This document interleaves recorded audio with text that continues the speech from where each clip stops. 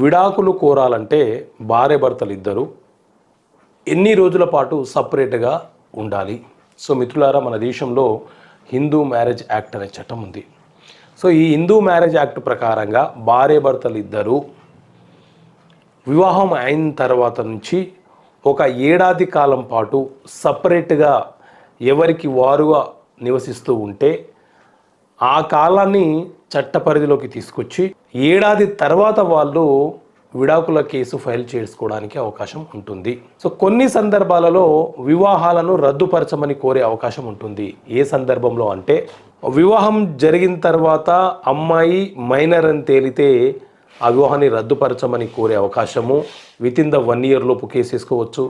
అలాగే వివాహం అయిన తర్వాత భార్య ప్రెగ్నెంట్ అని తేలితే వివాహాన్ని రద్దుపరచమని కేసు వేసుకునే అవకాశం ఉంటుంది. ఇది 1 year లోపు వేసుకునే కేసులు.